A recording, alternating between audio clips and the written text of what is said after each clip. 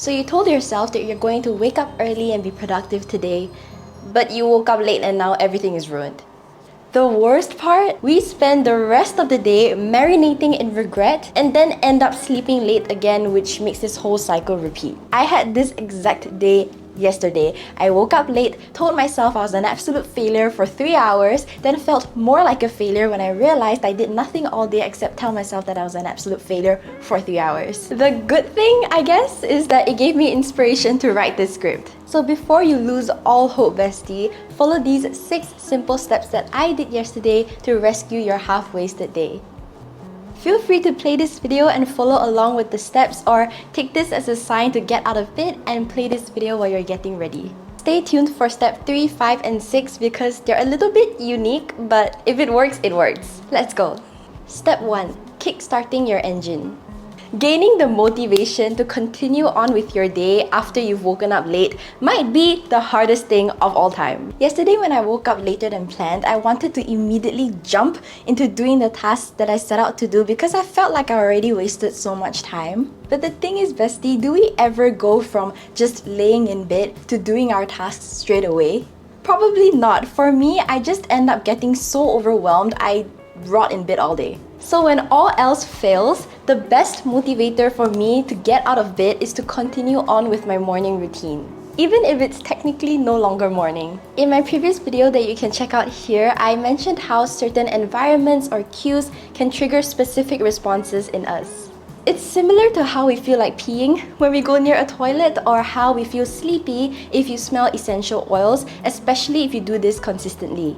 So let's just think about this. If on regular days you always do your morning routine before getting on with other tasks, then on low motivation days, completing our morning routine will still make us feel ready to tackle the next task. And it just creates this cycle that keeps us moving forward. And we already know all the steps in our morning routine, so there's not much thinking involved.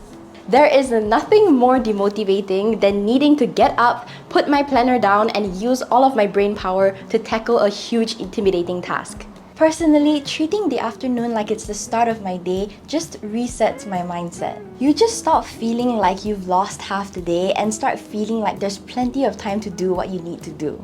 That's also why I shower, get ready, drink coffee, and act like it's the morning when I want to pull an all-nighter. It's just all about tricking your brain into going into productivity mode no matter what time it is. Doing your morning routine will also have the added benefit of having a sense of control over your day. Because even if we feel like the whole world is ending because we woke up later than planned, at least we got one thing done. I recently vlogged my morning routine so you can see what my mornings look like, and feel free to check that out here. If you're enjoying this video so far, bestie, feel free to subscribe and like this video. Alright, step 2. Dumping your brain out. Once you've gotten out of bed, washed your face, and freshened up, I want you to spend 10 minutes brain dumping everything that you need to get done. Once you have everything down on paper, half the work is done. Trust me. Now, bestie, look at your list of tasks and note down the easiest task on that list. Just put number 1 there.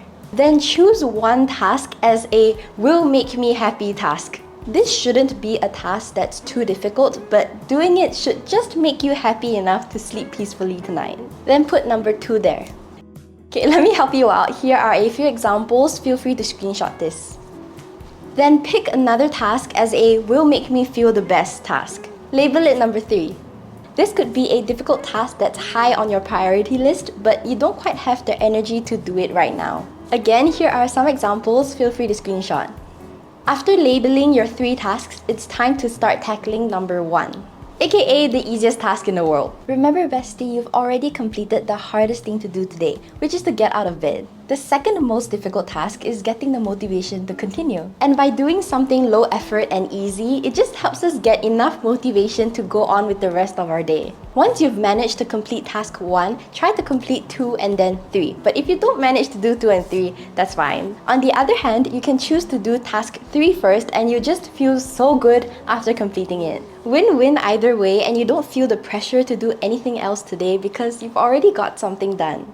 Yesterday, my easiest task was making the slides for fayefilms Academy, my will make me happy task is filming the video for it, and my would make me feel the best task is finishing a lecture for immunology. And while we're on the topic of trying to get the motivation to study and be productive, I feel it's really important for me to emphasize that you shouldn't need to force yourself to do anything. If you just don't have the energy to redo your day, that's okay, just take a break. But if this absence of motivation is prolonged or normal to you, it might help for you to speak with someone. I was out for brunch with my friend Tiff the other day and she asked me how I stay on top of everything, and this is a very common question that I get from you besties as well. And honestly, even though I really love everything that I do, it can get quite challenging sometimes. I've spoken about this a few years ago, but one of the best ways I deal with my stress is to speak with someone who can give me professional advice on how to deal with it. I've always believed that therapy should be accessible and affordable, and that's why I'm really grateful for BetterHelp for sponsoring this video, because that means you can get 10% off your first month of therapy. This is also important because starting therapy can be stressful or intimidating. So if the therapist that you're first matched with isn't the right fit for you, you're free to switch to a new therapist in BetterHelp.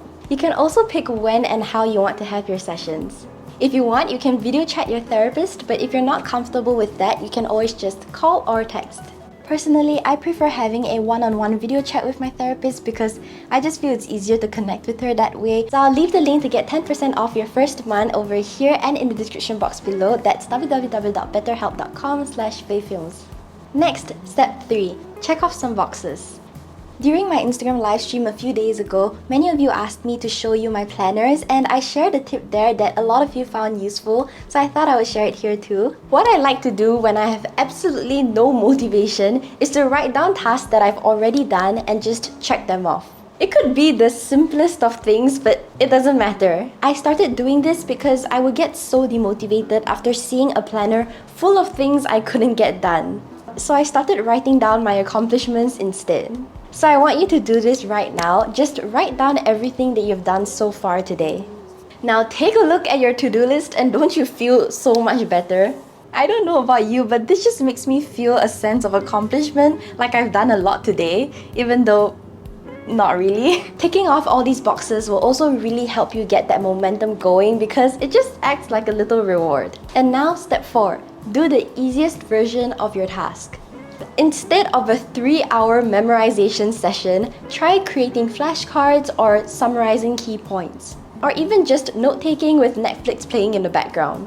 It's much less intimidating, but it still accomplishes the same thing at the end, which is to reinforce your understanding of the material. Another example, instead of a full workout session, just go for a brief walk.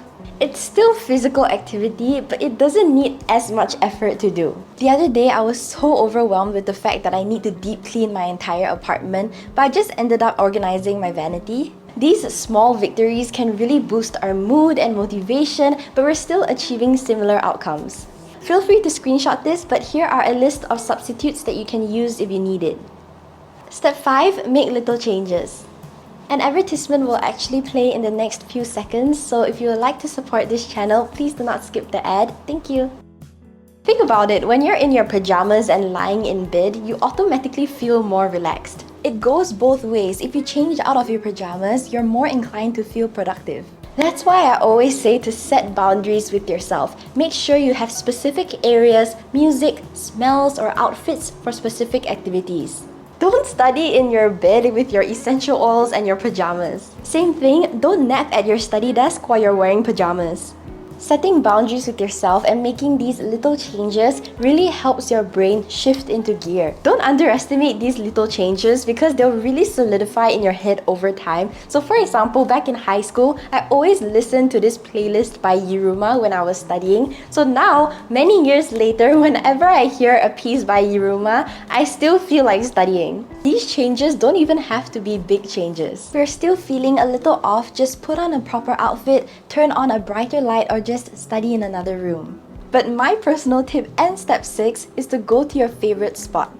For a lot of us, there are just specific places where we do certain things better. For example, we feel the best when we go to a gym to work out, or we are the most productive when we go to a library to study. Let me know if you also feel this way, but sometimes when I feel like I'm running out of time, I choose not to go to these places because it feels like I'm wasting more time trying to get ready to get there. It's like, we've already done nothing today, why am I gonna waste more time trying to get ready and go there? So we end up doing these time-saving alternatives like studying at home or doing a home workout, even though we know we aren't as productive doing these alternatives. It's much more effective, bestie, to take that extra hour and go to your favorite spot and be productive for 2 hours than to try and study at home and then procrastinate for 5 hours. My favorite spot to study is the State Library of Victoria, so if you need a little bit of motivation, I've actually filmed a live 2-hour study with me session over there, and you can check that video out here or here. Next, step 7, how to not get distracted. At the beginning of the video, I mentioned that you can play this video while doing the steps at the same time, so if you're doing that, then welcome back. You should be at your favorite spot right now, or you've just chosen to stay at home and put on a proper outfit. But it's time to get some work done. If you need more motivation to keep yourself going, then I like to record a time-lapse of myself doing the task. I literally time-lapse everything from cooking to cleaning to doing laundry and everything in between. You kill 2 birds with 1 stone. You remove your number 1 distraction and you can see yourself complete your task, which is so satisfying. Especially if you time-lapse yourself taking notes. Look at that, that looks delicious. If you're a student and you need tips on how to get more motivation to study, then check out my video here titled How to Study When You Don't Feel Like It. Trust me, it'll really help you a lot. Now it's time for step 8. Give yourself a pat on the back. Congrats, you've made it through your entire day, bestie. Even though you might have half wasted your day, at least you've saved it. If you've made it this far, comment down below if you're sitting up or laying down while watching this video. Remember to join my free community called fayefilms Academy. The link is down in the description box below. Subscribe, like this video, and turn on the notification bell and set it to all so you don't miss out on any future uploads. Thank you for 1,120,000 subscribers, and I'll see you all in my next video. Bye!